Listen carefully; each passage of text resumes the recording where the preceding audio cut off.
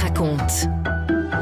Christophe Ondelatte. Aujourd'hui, je vais vous raconter probablement la plus grande affaire criminelle de l'histoire des États-Unis, l'affaire O.J. Simpson, une star du football américain qui se retrouve accusée d'avoir assassiné sa femme, et au passage d'ailleurs un autre qui passait par là. Dans l'enquête, tout l'accuse, les preuves sont accablantes, et pourtant il va être acquitté. Voici l'affaire O.J. Simpson, réalisation Céline Lebras. Europe 1, Christophe Ondelatte. La scène se déroule le 12 juin 1994 au soir, dans le quartier très chic de Brentwood, à Los Angeles, aux États-Unis.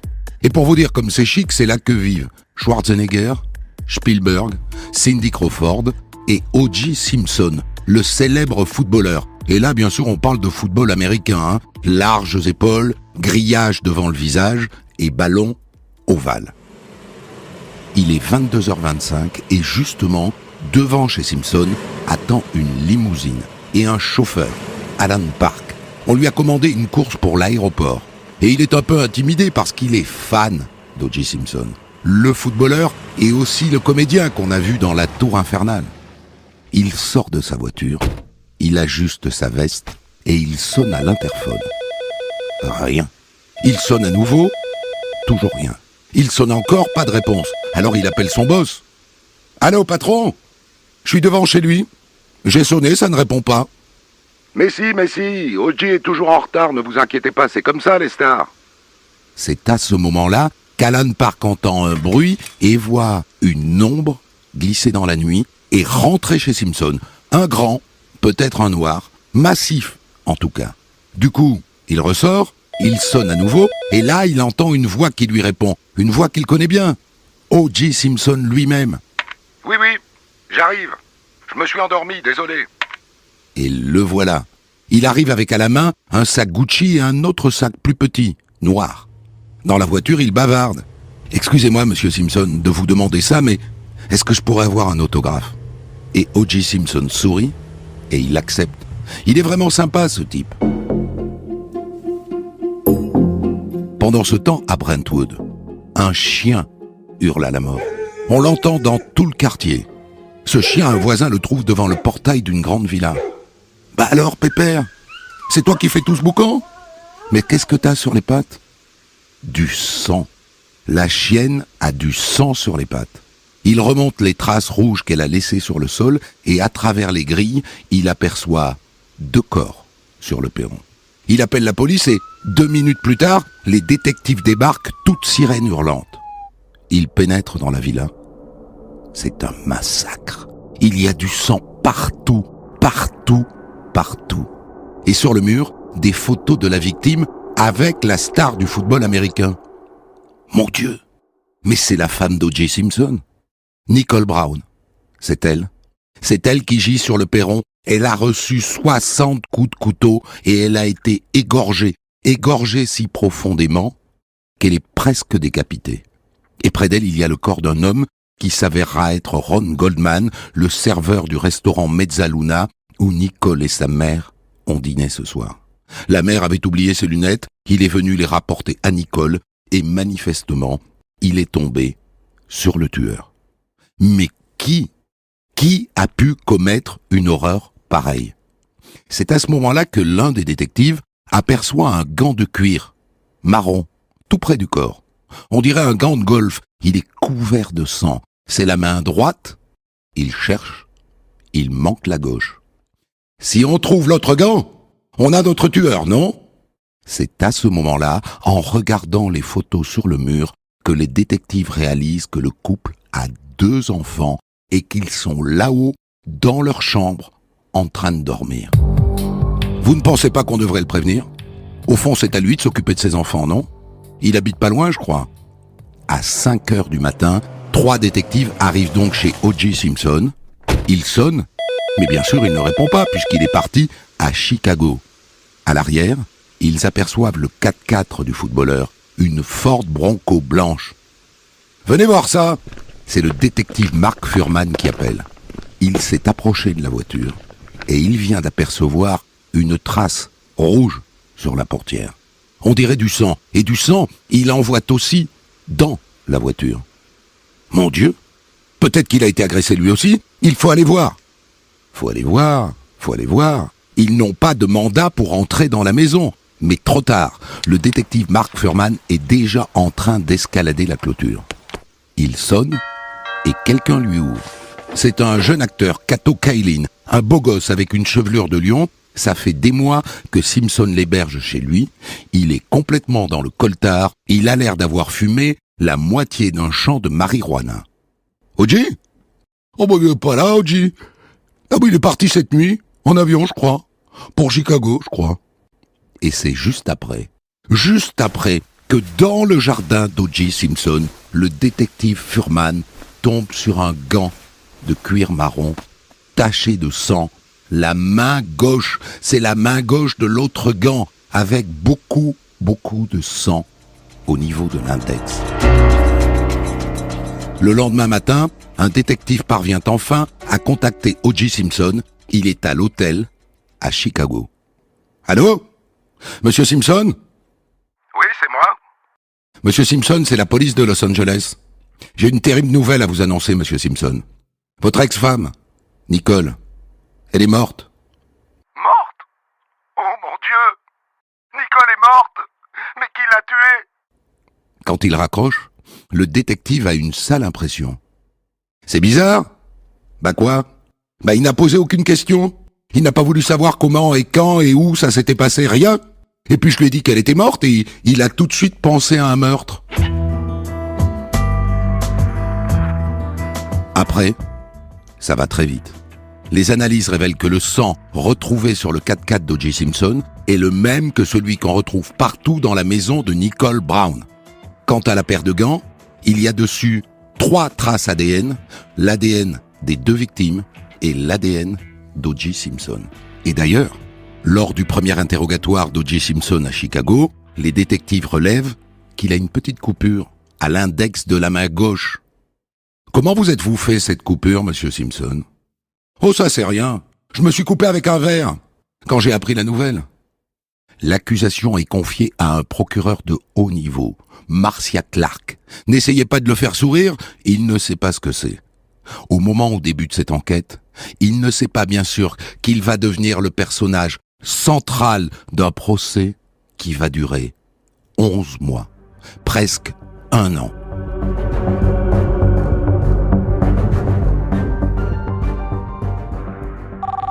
Cinq jours après le meurtre, l'avocat d'O.J. Simpson, Robert Shapiro, reçoit un appel de la police. Monsieur Shapiro ? Oui, bonjour, monsieur Shapiro. Voilà, nous vous informons que nous allons inculper O.J. Simpson pour le meurtre de Nicole Brown et de Ronald Goldman. Shapiro est l'un des meilleurs avocats de Californie. Mais attention, dès que vous lui dites bonjour, vous lui devez déjà 10 000 $. O.J. Simpson l'a embauché sur les bons conseils de son meilleur ami, dont le nom va vous dire quelque chose.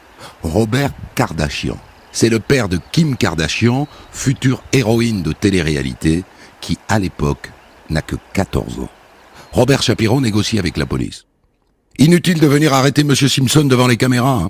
Nous vous l'amenons. Il va se rendre avant 11h ce matin, c'est promis. Et contre toute attente, la police accepte. Elle ne veut pas de scandale, c'est tout. Devant le bureau de la police, il y a maintenant plus de 1000 journalistes qui attendent d'assister à la reddition de la star. Eh bien, ils vont attendre. À 11h, rien. La police appelle l'avocat.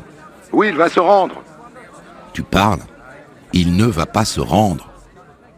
Coup de théâtre dans l'enquête sur l'assassinat de Nicole Brown, on apprend qu'O.J. Simpson, qui devait se rendre, a pris la fuite. Dans l'après-midi, Robert Kardashian et Robert Shapiro tiennent une conférence de presse. Ils expliquent qu'O.J. Simpson a échappé à leur surveillance, enfin qu'il a échappé à la surveillance de ses psychiatres parce que, paraît-il, il est suicidaire.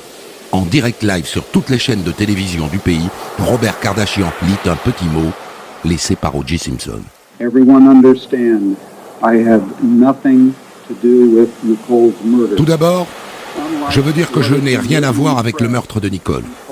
Contrairement à ce qui a été écrit dans la presse, Nicole et moi avons toujours entretenu d'excellentes relations, avec des hauts et des bas, bien sûr. We had a few downs and ups. Et le petit mot d'O.J. Simpson se conclut par cette phrase « Je ne peux plus continuer comme ça, je vous demande de ne pas pleurer, j'ai eu une vie bien remplie. » Et ça ressemble à l'annonce d'un suicide, ça ressemble à des adieux. Mais s'il veut se suicider, alors pourquoi est-ce qu'il a pris la fuite avec un ami à lui, Al Cowlings, un joueur de football américain comme lui?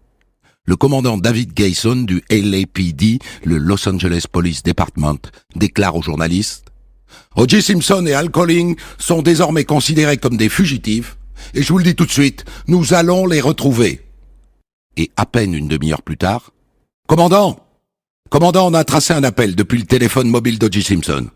Et où est-il? Il est à Orange County, près de Lake Forest, sur la Santa Ana Freeway. »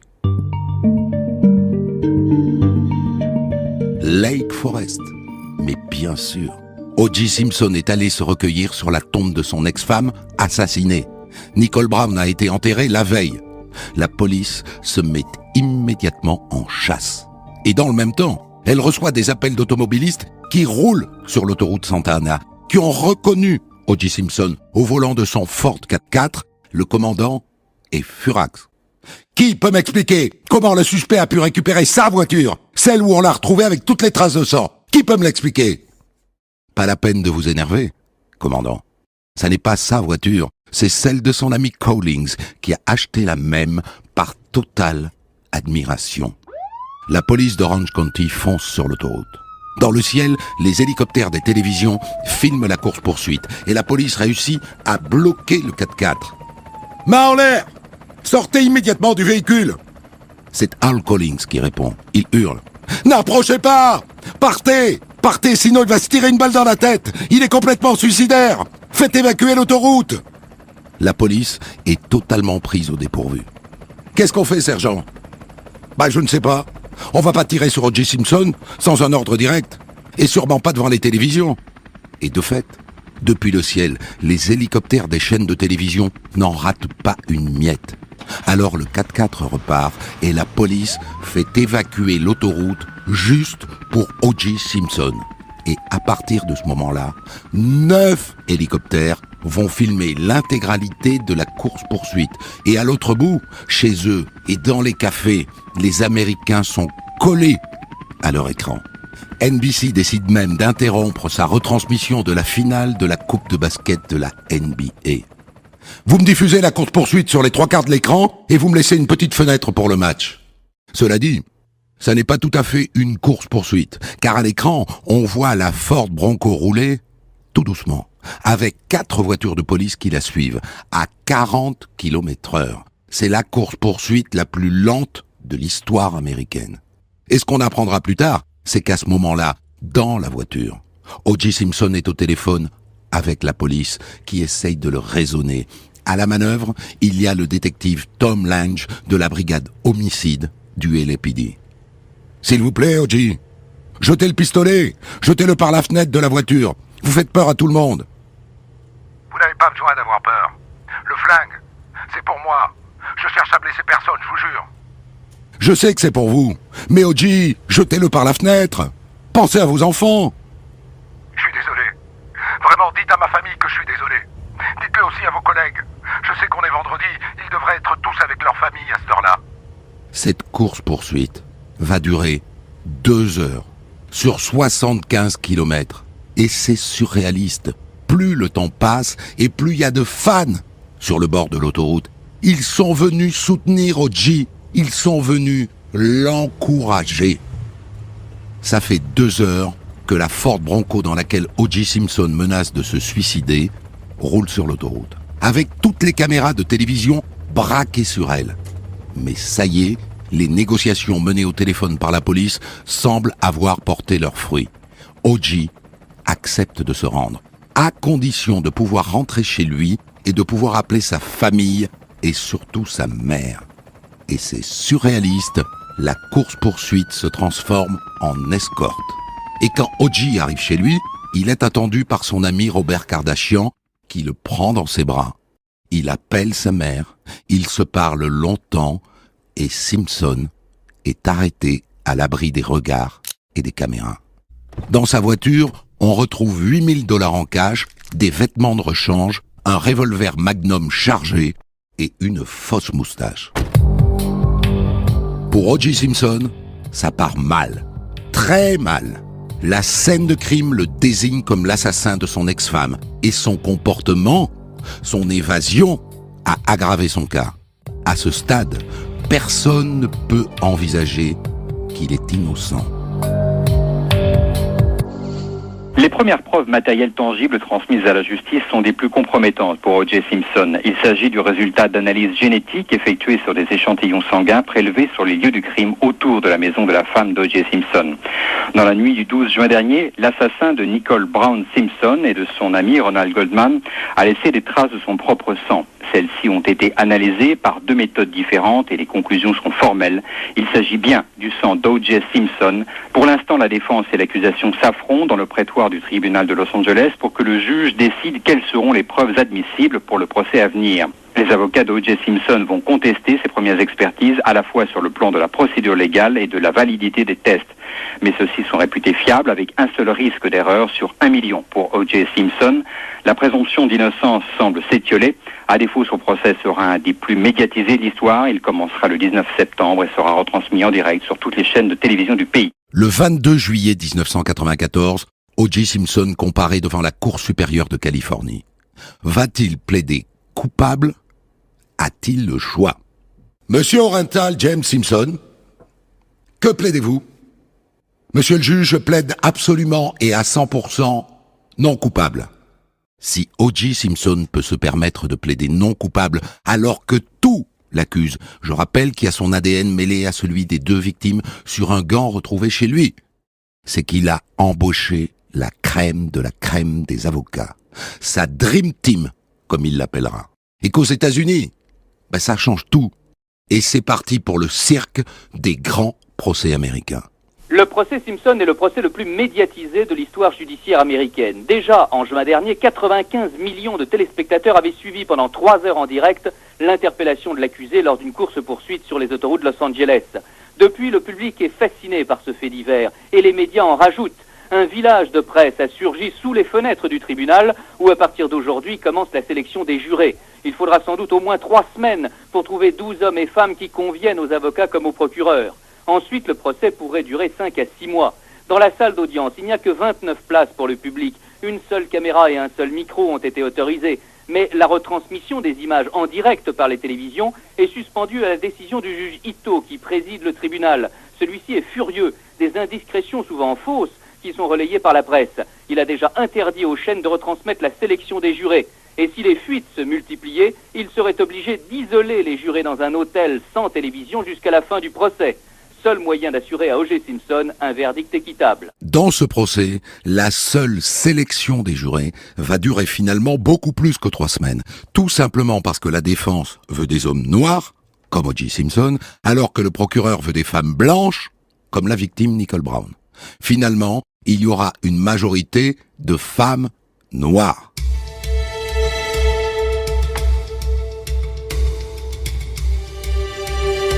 Le procès commence le 24 janvier 1995.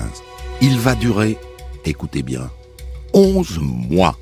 Au début, l'accusation marque des points, avec une reconstitution très convaincante de la nuit du meurtre, dans laquelle tout accuse Simpson, y compris des traces de pas sanglantes qui correspondent à des chaussures qu'on retrouve chez lui.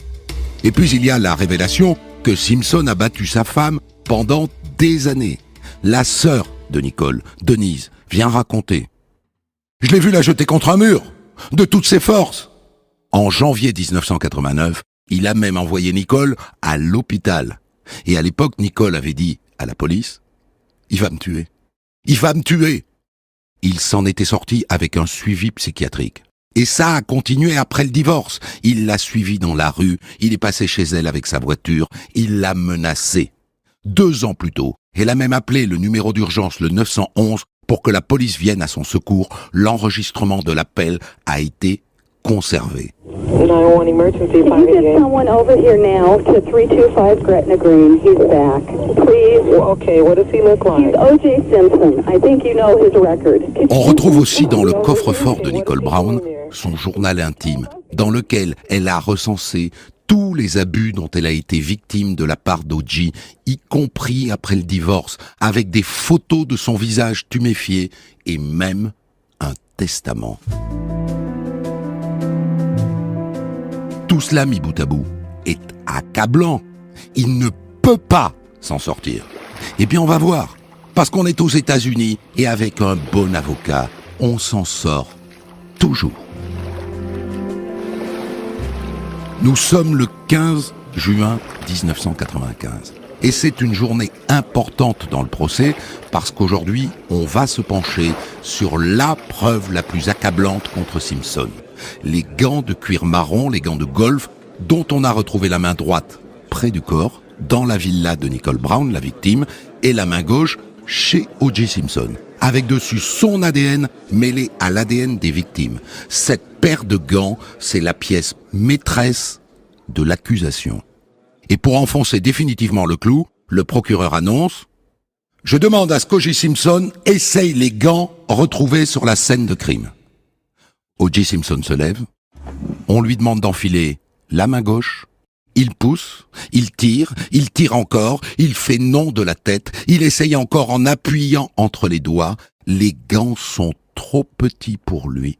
C'est trop serré, ça ne rentre pas.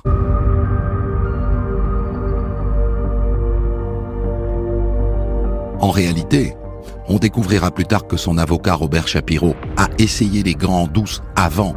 Il savait qu'il n'arriverait pas à enfiler les gants complètement. Pourquoi ? Peut-être parce que le sang les a fait rétrécir. Il paraît que les gants de golf, quand ils sont mouillés, sont très difficiles à enfiler. À partir de ce moment-là, le procès devient un cauchemar pour l'accusation.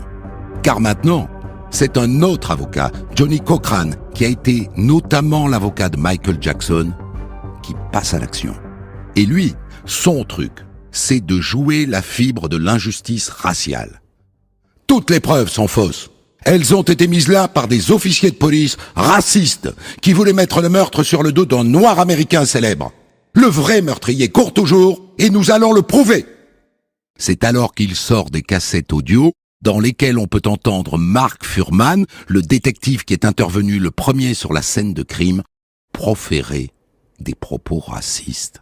Expliquer comment lui et ses collègues nettoient les quartiers noirs américains et placent de fausses preuves pour être certains d'envoyer les suspects qui ne leur reviennent pas en prison.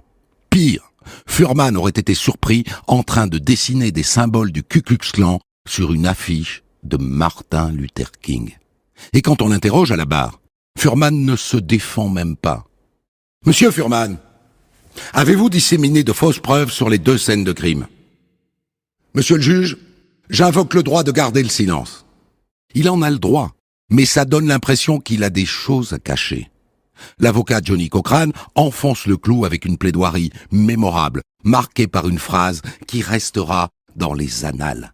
« If it doesn't fit, you should hike it. » Si les gants ne rentrent pas, vous devez l'acquitter. Les jurés se retirent. On pense que le délibéré va durer des semaines. Ils sont de retour après 4 heures seulement.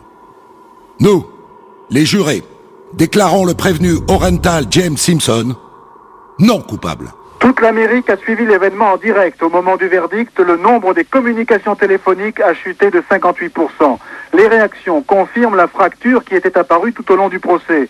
Il y a eu très peu de manifestations publiques, mais l'Amérique noire pousse un immense soupir de soulagement. Et dans les églises, les prêcheurs noirs remercient le ciel. Gracious Father, we thank you for this day. This day in history. This day of victory. Mais l'histoire n'est pas tout à fait finie.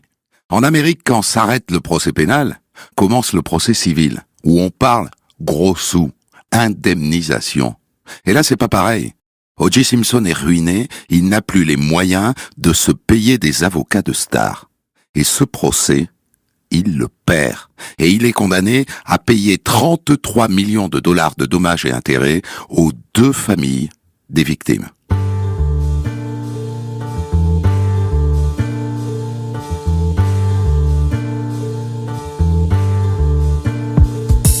Et depuis, qu'est-il devenu ? Eh bien, il est retourné en prison, figurez-vous, pour un vol à main armée. Il était ruiné. Il fallait bien qu'il se refasse. On prend vite le goût du luxe, vous savez. Il en a pris pour 33 ans de prison. Mais rassurez-vous, il n'en a fait que 9. Il est sorti de prison le 1er octobre 2017. Et lors de l'audience qui a statué en faveur de sa libération anticipée, une de ses victimes, l'une de ceux qui l'avaient volé, est intervenue en sa faveur. Il est temps de lui donner une deuxième chance, non ? C'est juste un homme bon qui a fait une erreur ?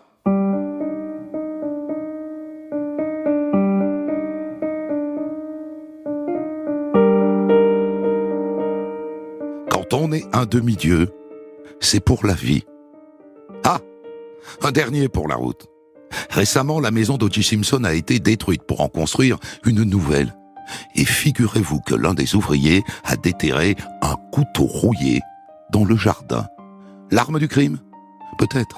Mais les experts du FBI n'ont rien trouvé dessus qui puisse à nouveau accuser O.J.